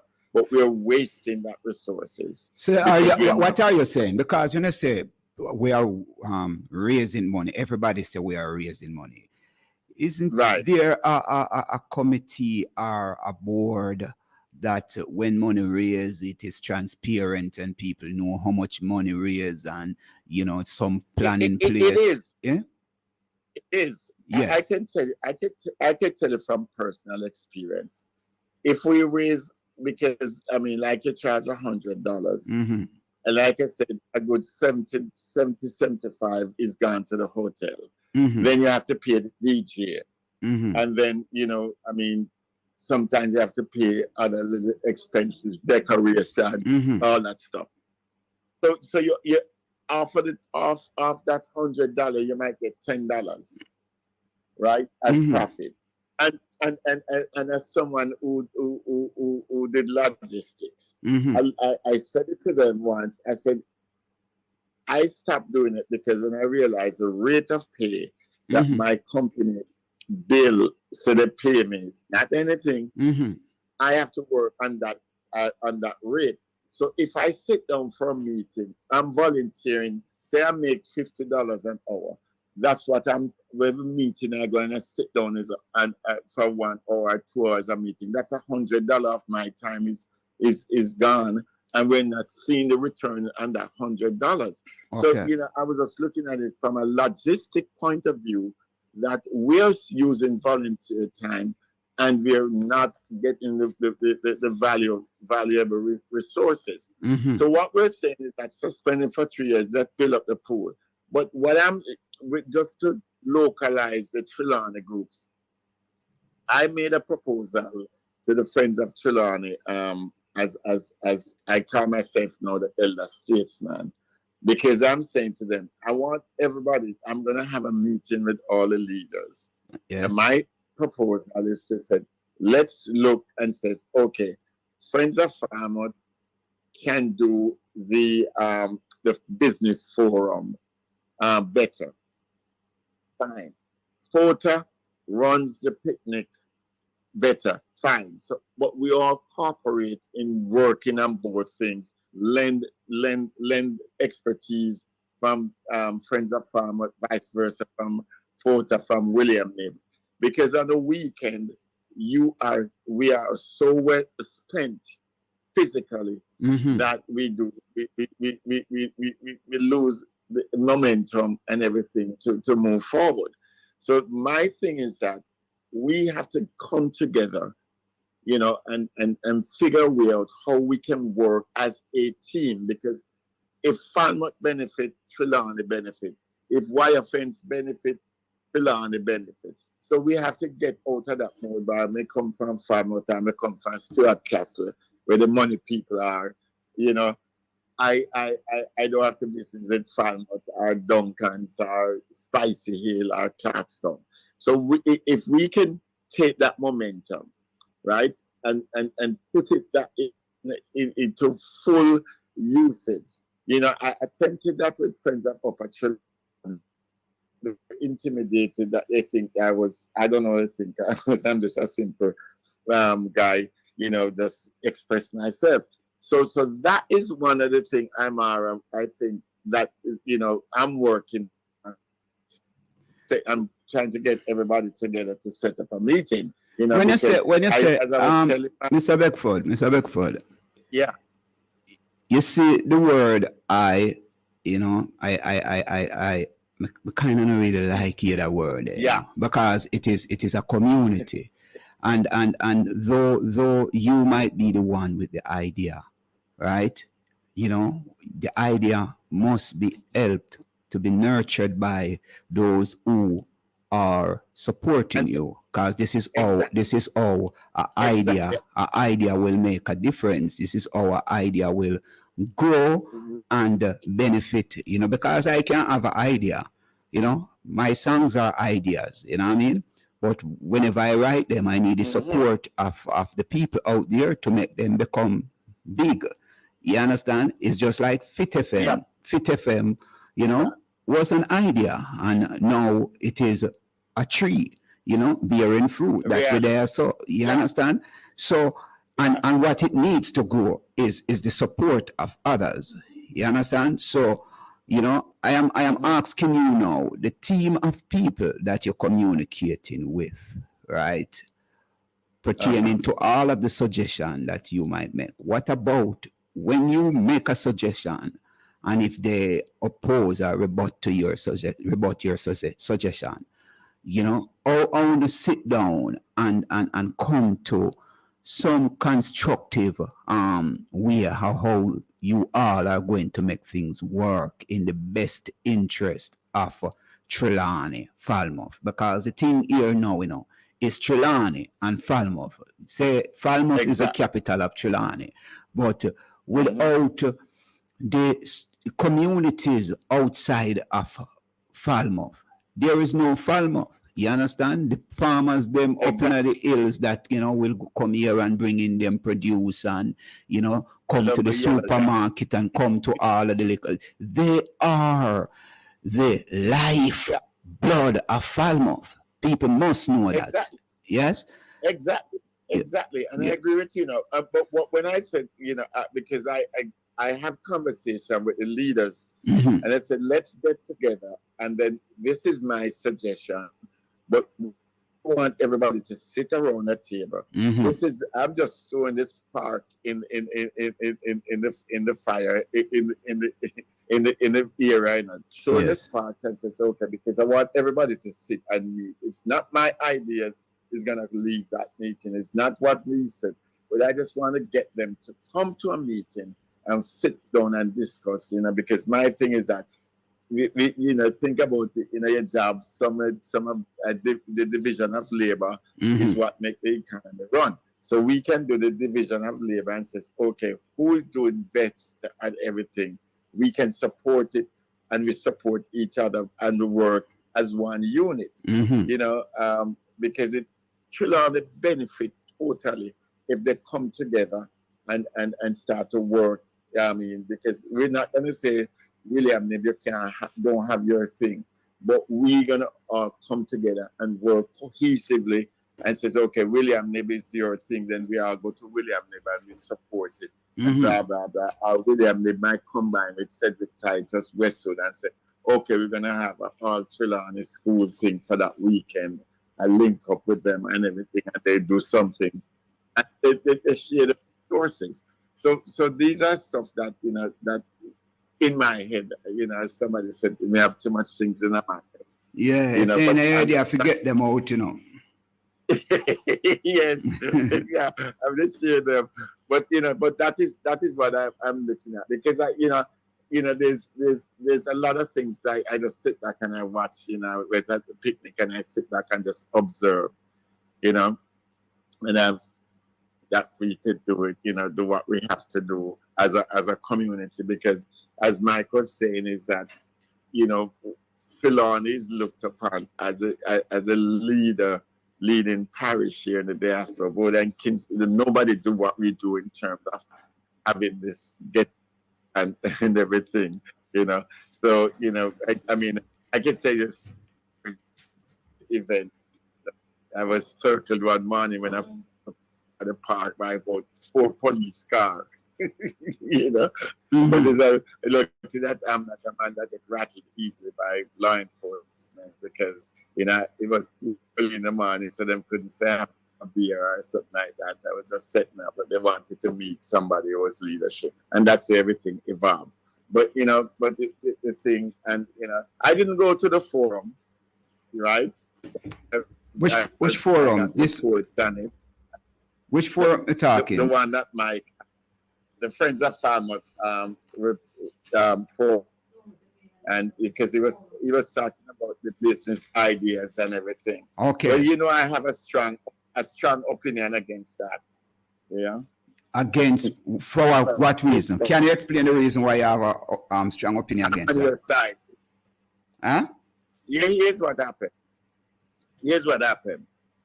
I see, and you touched on it because you're worried about the investors and foreigners. Here's the idea that we have been discussing that was proposed at the diaspora conference, right? The idea that was proposed is that in the United States, for example, and I think in most like in the UK, what they do, like if a company gets a contract to do a business in New Jersey, there's a set aside program that the states do.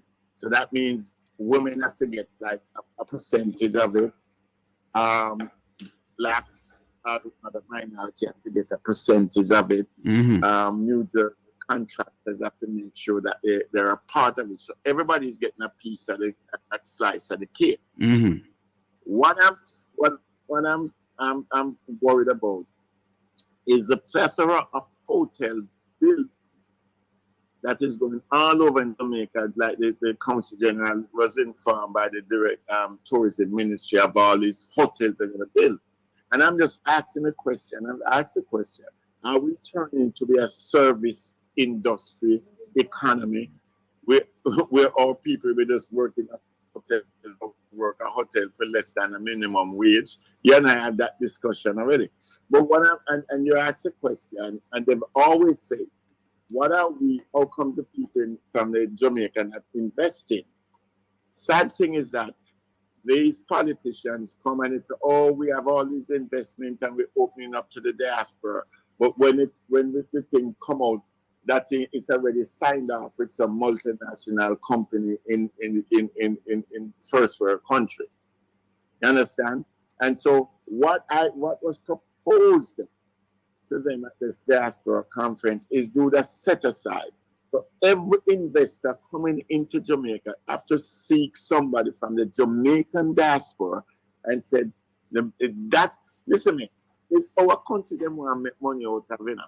And we just give it and turn over. There's a lot of things that I see the ministry and the government is doing wrong, so wrong for my brothers and sisters in Jamaica. No, Mr. Beckford. This is something I'm going to go back to, right? You mentioned a figure, or you say 400 million US. Yes. Right? 400 million US in 3 years. Right. In 3 years.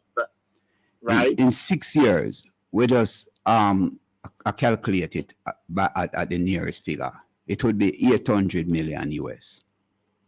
Right, but if we continue the program for 6 years, yes, it will reach that point.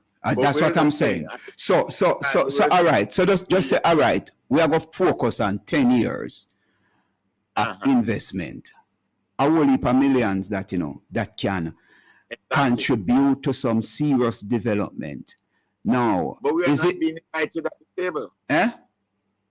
We're not invited at the table. Invited by who? You're a part of the Friends of Trelawney, and what I'm here. No, I'm talking about the government who is giving away the land for these hoteliers to build all these hotels and mash up the ecosystem in Jamaica.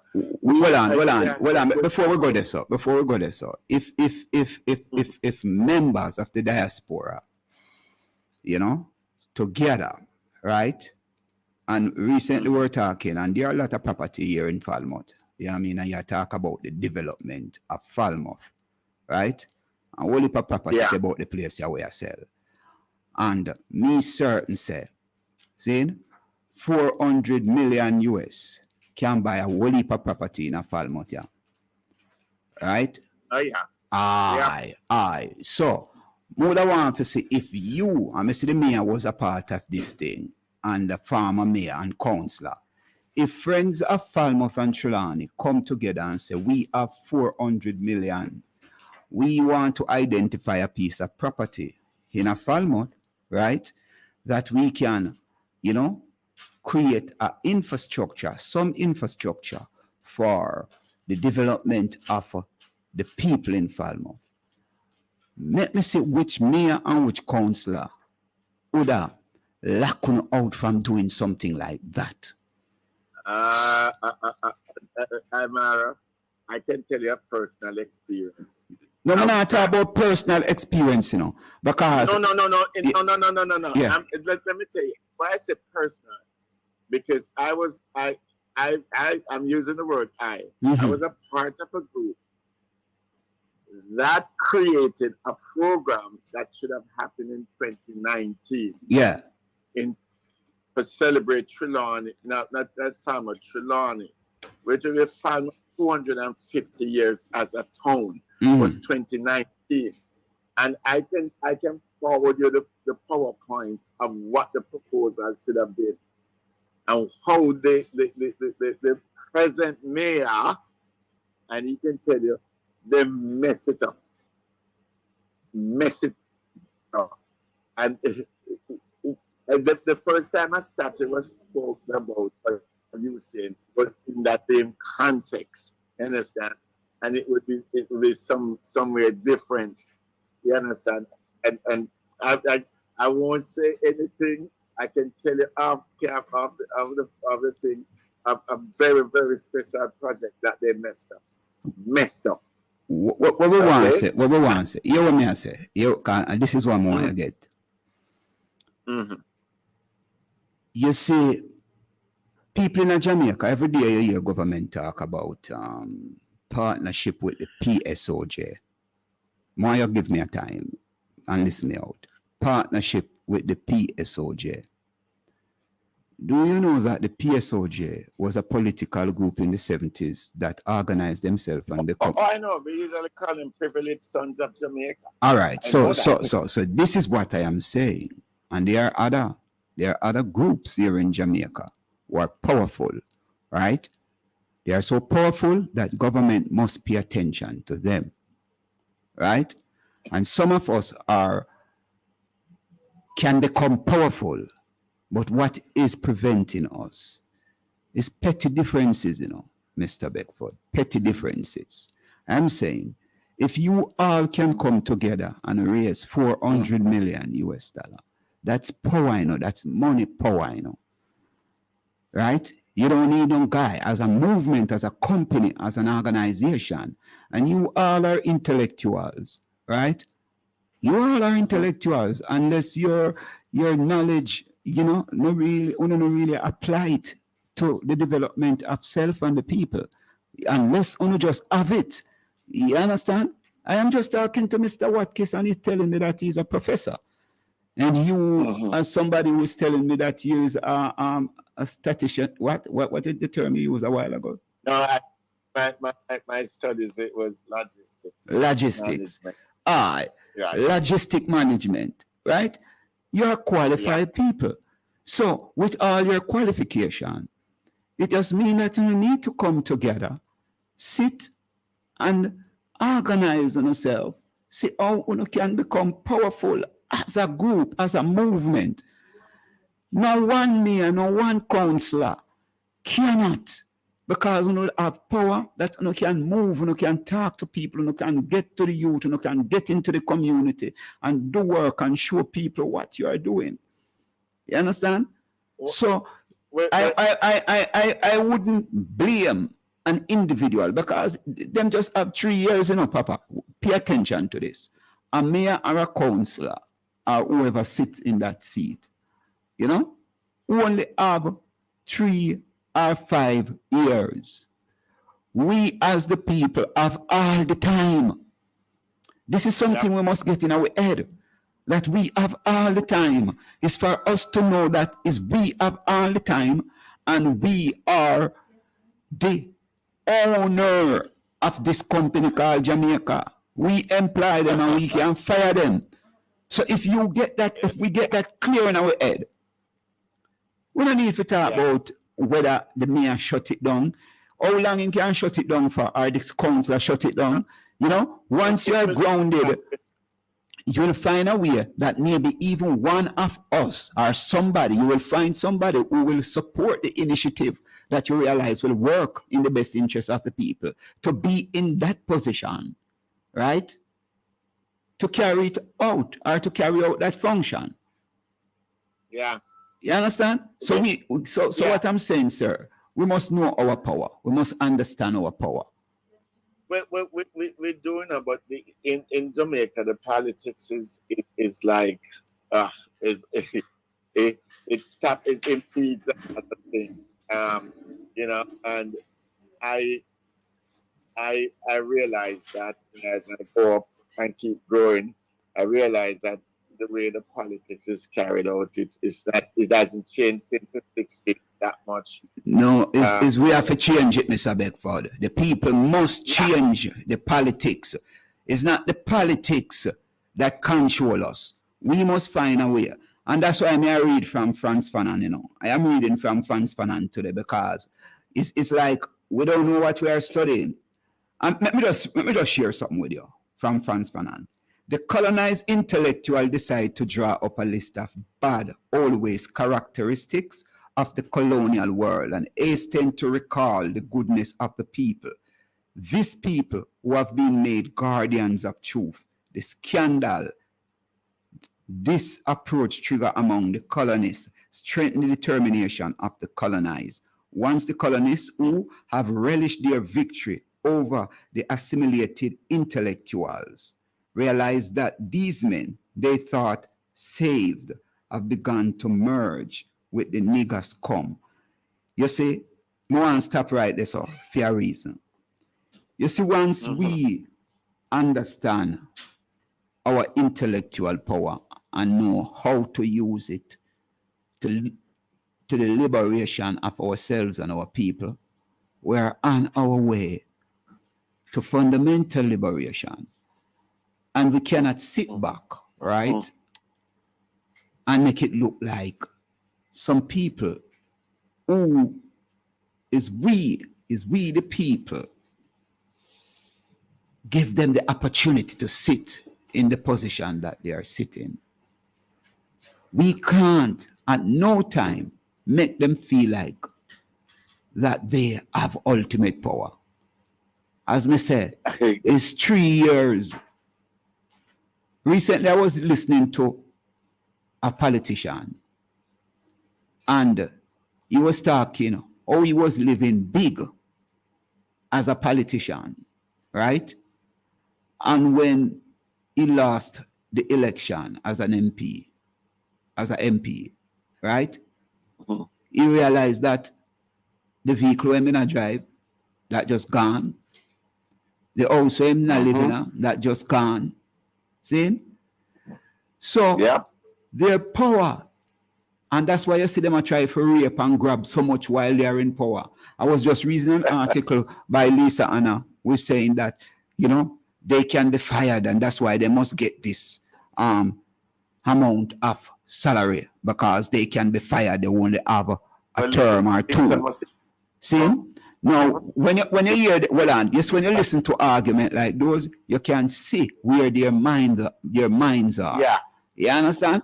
So I am saying, Mr. Beckford, I am saying, because what I'm picking up, you know, according to listening, by just listening to you, is that there's some level of divisiveness within this group or as a people. No, there's none enough because they're all separated. No, so what you must do, man, is find a way to come together. You understand? Exactly. And because this is 43 years and gather 8,000 people, over 8,000 people, and between the 27th to the 29th, you know, over the weekend, that's something powerful, you know. You know how much people I look at, you know, and I look down and I say, wait, this movement, you look powerful. You know what I mean? Yeah. You know? You know what I mean? And that's money right there. Together, 8,000 people, that's money right there. It's as you said a while ago, is where the money is going. Is who benefiting from that money.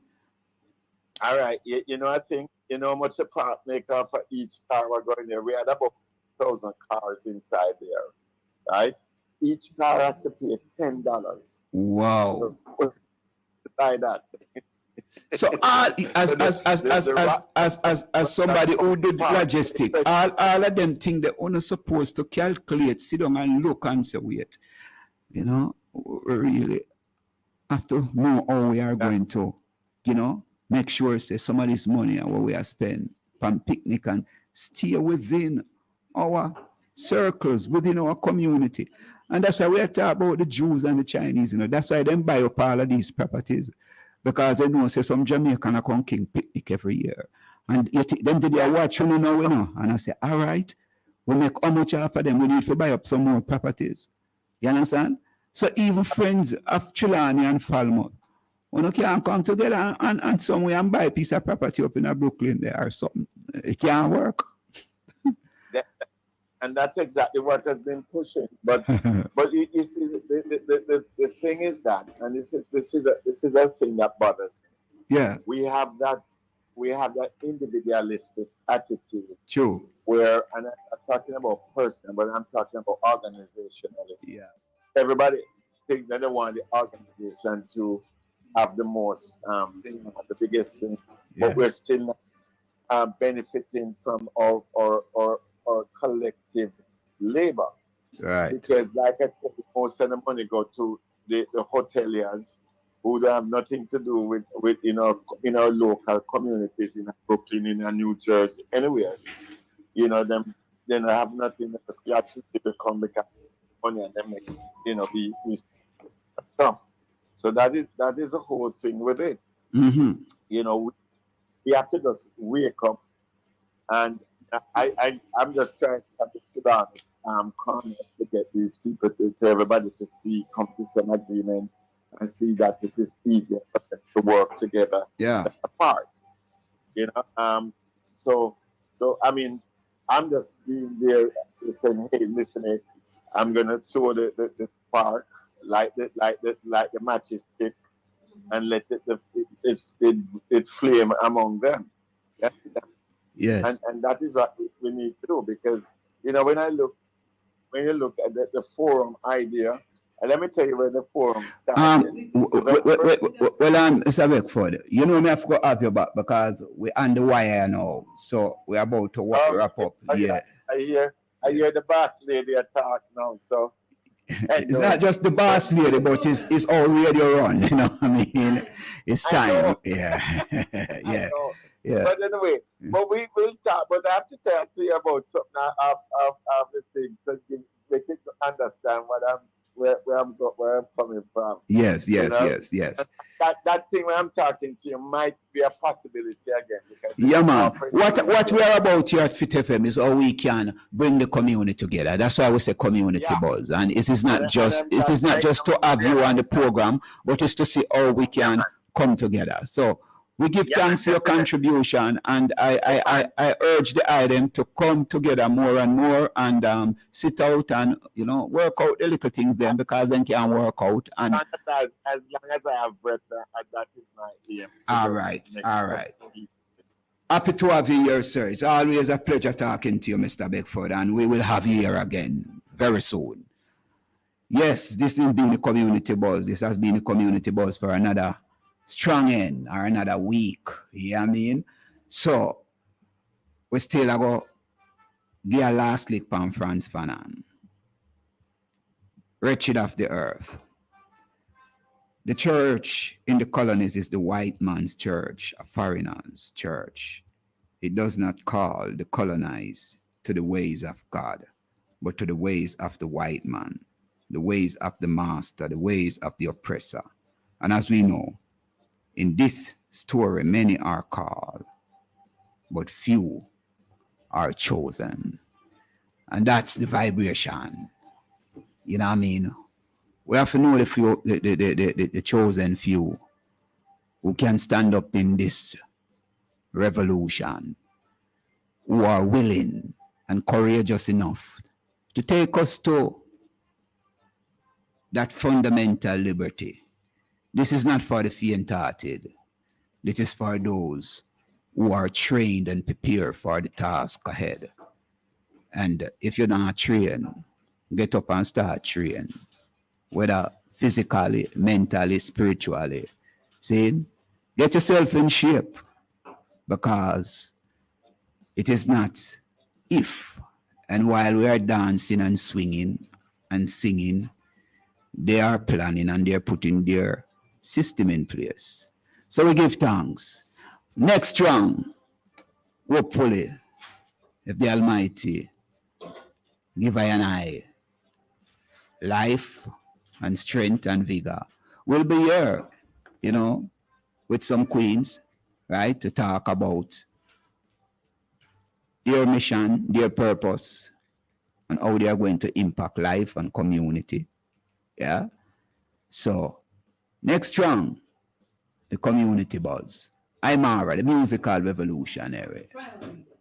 And we bless up the people at Primal Media, Joel, Nehima, and all the listeners over there and supporters at Primal Media. Primally poetic later. Long time, you know, come over still, you know, but it is what it is. You know what I mean? We're just busy. I do other things, but I went and try my best to tune in. Yeah. Love and light. Lady D coming up. Watch ya. Bye-bye. We give thanks.